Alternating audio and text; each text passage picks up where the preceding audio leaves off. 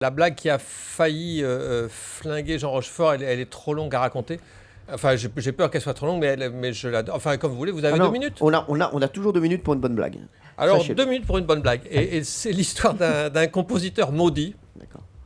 Qui écrit dans sa chambrette, sous pente, 7e sans ascenseur, qui écrit des sonates, des symphonies, des concertos, des concertis, tout ça. Il n'a jamais été joué, jamais publié, jamais... Et un jour, le téléphone sonne, le téléphone qu'on n'a pas encore coupé.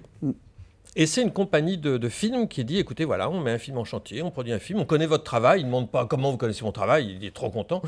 Et votre concerto numéro 5 nous plaît beaucoup et nous aimerions en acheter les droits, surtout le 3e mouvement, pour un film que nous mettons en production. Et lui, trop content, dit oui, très bien, pourquoi pas. Enfin bon, il raccroche, il saute au plafond de joie. Et il n'a plus aucune nouvelle de cette compagnie de distribution. Et puis, quelques mois plus tard, il apprend que le film en question va sortir mercredi prochain. Alors, il se renseigne, il achète l'officiel des spectacles, qui est un peu moins cher que Pariscope. Et puis, il voit que ça se joue du côté Strasbourg-Saint-Denis, dans une seule salle. Oui.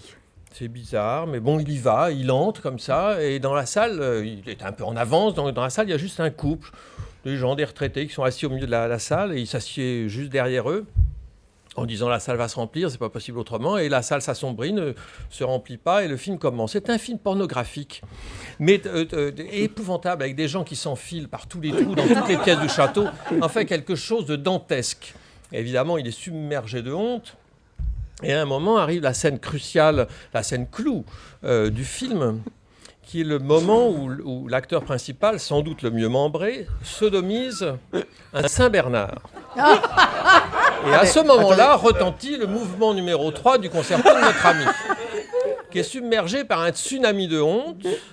Mais malgré tout, la fierté l'emporte sur la honte, et il tape sur l'épaule des gens qui sont devant lui, et il dit « C'est ma musique !» Et les gens se retournent en disant « C'est notre chien !» Europe 1, les pieds dans le plat. Tous les jours, 10h30, 12h30. Cyril Hanouna.